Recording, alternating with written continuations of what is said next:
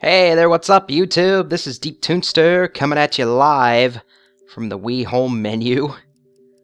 So what are we going to be playing this time around, you're asking? Well, is it Mega Man 10? No. What about Ninja Gaiden? Nope. Netflix? Maybe later. The Japanese version of Majora's Mask? Close. We're actually going to be playing the English version of Majora's Mask! Yes! Let's get into it, man. I could barely hit the start button, that's how excited I am. So I did get a lot of suggestions from you guys on what I should play. I did get one about playing a Mario RPG fan game that sounded really interesting, and I do plan on getting around to doing that probably after this LP here. The reason I'm doing this first is since we did sort of get done with an RPG in Lufia 2 and all that, it might be nice to take a little bit of a break, get into something a little bit different. And Zelda games are just always awesome, especially this one right here. Definitely one of the best in the series. That's debatable, though. I mean, any opinion is debatable, let's just be honest here, but with this game, there seems to be sort of a love it or hate it relationship with people, and for the most part, people love it, including me. So I am very eager to get into this thing, man. It's not going to be a blind LP like a lot of my stuff has been lately. Lately being like the past year and a half. So it's nice to play something I'm a bit more familiar with and can talk a bit about for a change. And for anyone who's completely clueless as to what exactly this game is, this is a part of a very popular series known as The Legend of Zelda. You may have heard of it. It is a bit obscure though, so very understandable if you haven't. This is what is known as an intro video to a video game. Alright, enough talking sarcastically and all that. This game uses pretty much the same engine, and there are some different graphics in new models and stuff, but for the most part, a lot of the graphics in this game are borrowed directly from the other Nintendo 64 Zelda game, Ocarina of Time, which I consider to be pretty much one of my favorite games of all time. I know that's a very popular game to be at the top of people's lists, but what can I say, man? It's a great game. It's a big part of my childhood. I'm kind of just sitting around enjoying this little intro screen, but I think it's time to get into things as it goes up to the Skull Kid, who will we be meeting, or who we will be meeting, very shortly here.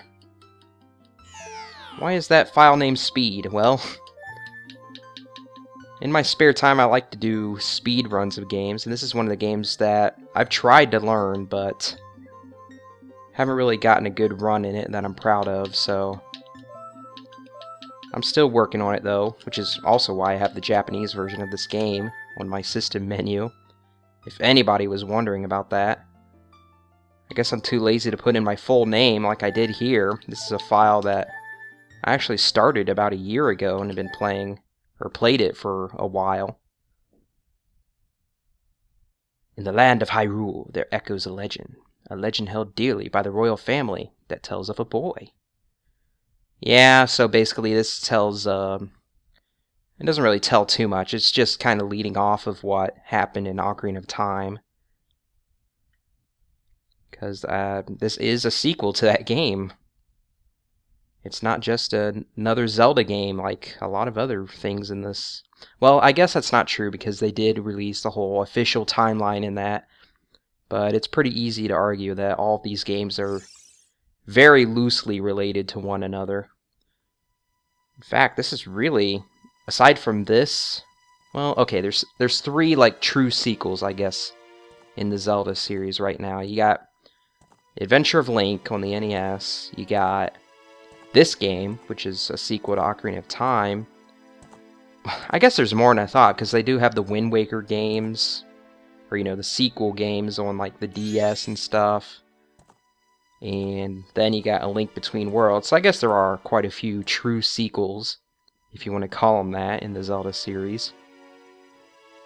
So what am I even ranting about, man? I feel like I'm just going completely off tangent, but I guess it could be worse. I am still talking about Zelda. Very basic intro to stuff here. Wink, just kind of strolling through the forest, and all of a sudden these fairies scare the shit out of Epona, man. Holy crap. I mean, they aren't really that scary looking. That thing, however, is nightmare fuel. Like, to the max. Hee hee, you two fairies did great. I wonder if he has anything good on him. So, yeah, this guy's up to no good. Knocked Link completely out, man. I mean, I guess you'd expect that from someone who just got flung like 5 meters off of their horse. So now it's time to rob us. What else?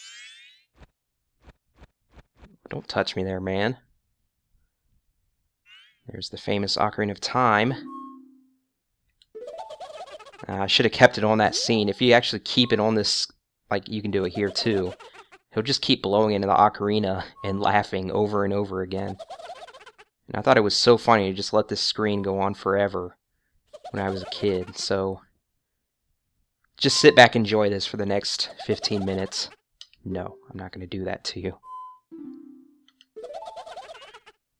So we actually have 2 little fairies in this game.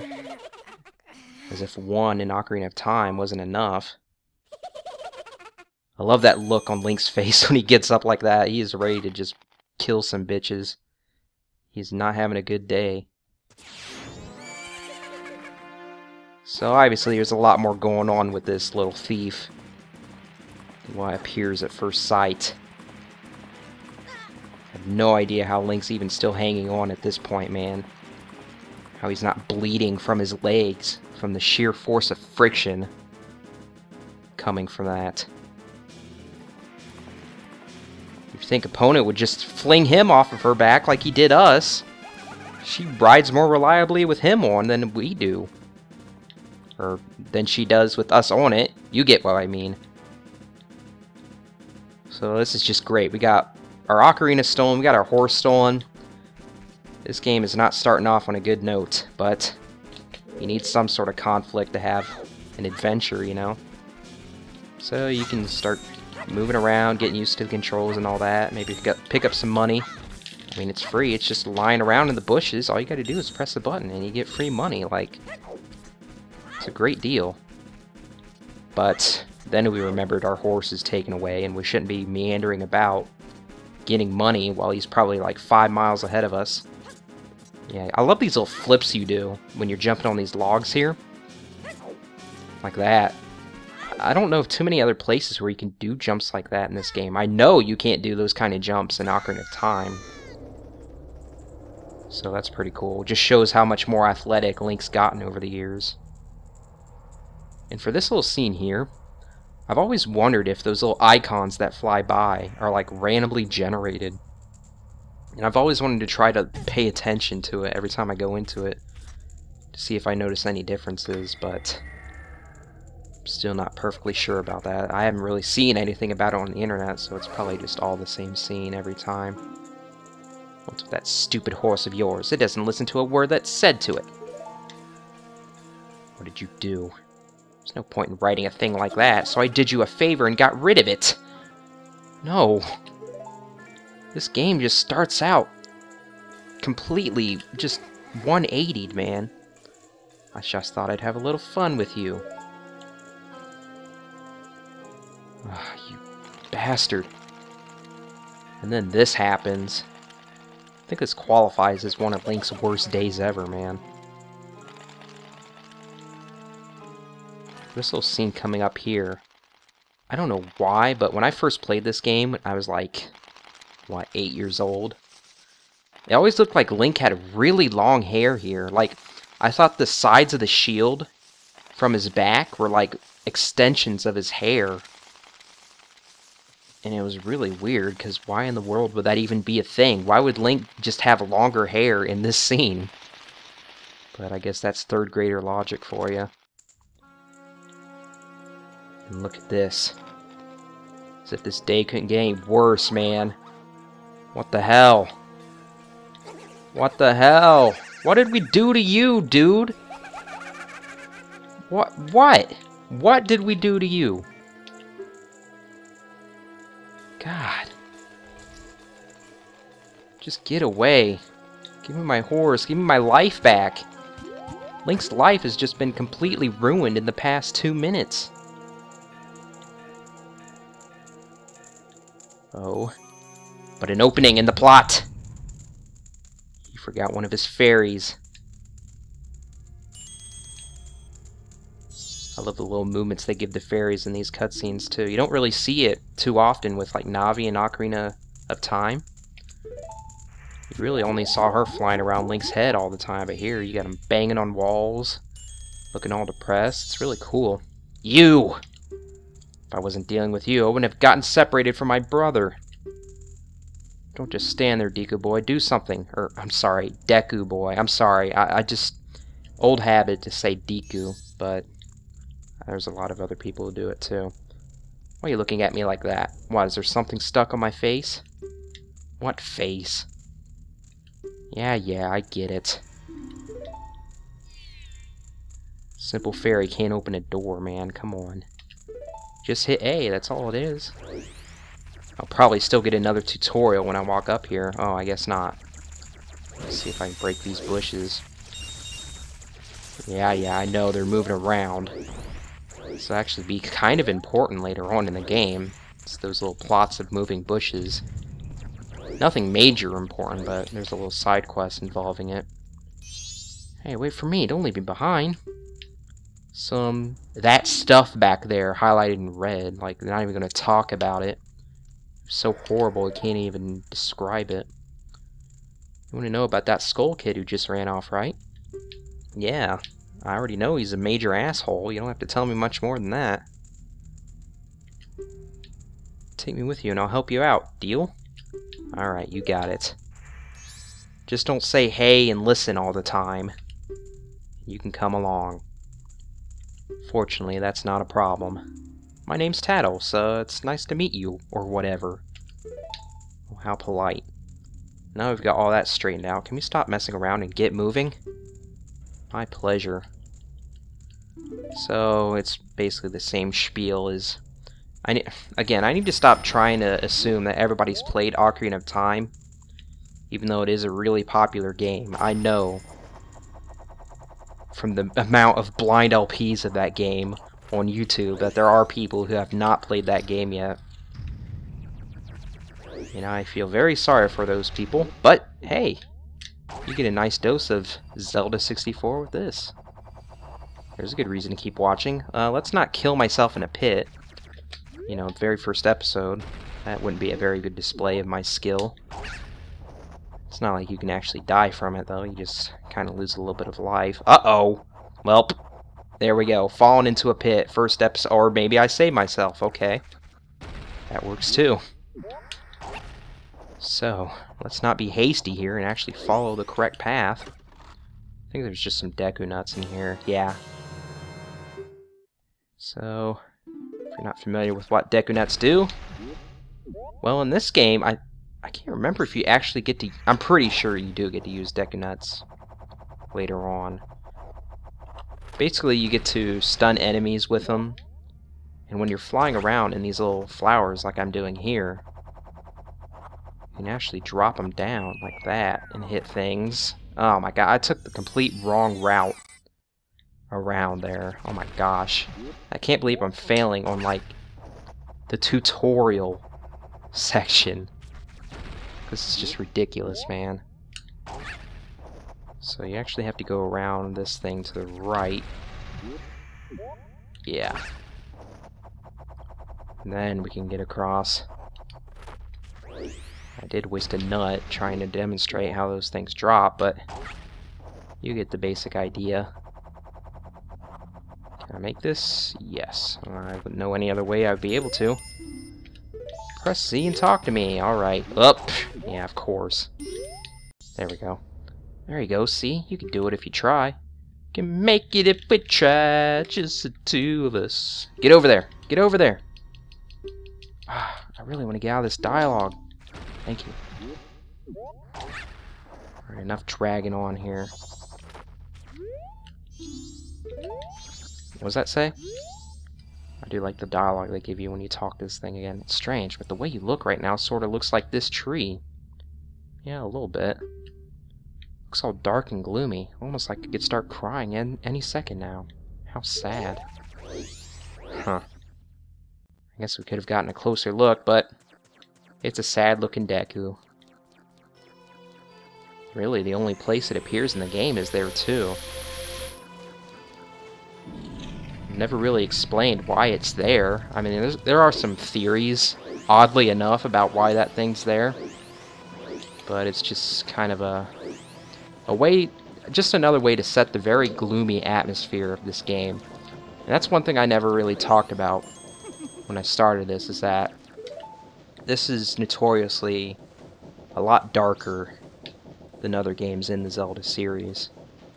Simply because of this very gloomy atmosphere that the game, you know, purveys. If that's even the right word. In every part. So now we have an interesting character here. We're about to enter this door. Been following me? What the heck, man? How'd you follow me? Like ever since I was riding Epona, or later than that? They never really say. For I know of a way to return you to your former self. Okay then, lay it on me, man. That is a very odd angle. What are you looking at, Link? I don't want to know, actually. If you can get back the precious item that was stolen from you, I will return you to normal. Well, there are quite a few precious items taken from me, man. You'll have to be more specific. Ooh. Wait. Okay, so he's asking us to get the precious item, but he also wants us to get the mask. That's the part that he actually wants in return, so that makes sense. But someone like you should by no means be a difficult task. Do you know me, man? Except the one thing is, I'm a very busy fellow. And I must leave this place in 3 days. Really now? How grateful I would be if you could bring it back to me before my time here is up. But yes, you'll be fine. I see you're young and have tremendous courage. You got good courage, kid. I'm sure you'll find it right away. Well then, I'm counting on you. Alright, if I must. So, this is the Happy Mask Salesman. A very minor side character in Ocarina of Time, but actually pretty important in this game. He doesn't really do much important, but he is kind of central to the plot. You can check out some of his masks he's carrying on his back here. It's very obvious references, like you can see Mario in the top left there. This is what I'm guessing is like Elvis. Certainly looks to be that way. A lot of people think this mask here is like Darth Maul. I could sort of see that. What are some other ones? I think those are really the only 3 big ones. Oh, yeah, Falco. I have no idea what the thing on the bottom left is. And the thing above him, I'm not quite sure what that is either. I know there's probably... I can't even get a good view of it. But, yeah. There's probably other people who know what those masks are referencing, but I really can't tell right now. So, let's go on to pretty much the main hub of this game, Clock Town. Yes, that's the name of the town, Clock Town. It's like if they named London Bridgetown or something, I don't know. Then again, the London Bridge isn't like the landmark in London, so I'm just gonna shut up now. 3 days, even if we never sleep, that still leaves us with a measly 72 hours. Talk about demanding. 3 days, you can get a lot done in 3 days, actually.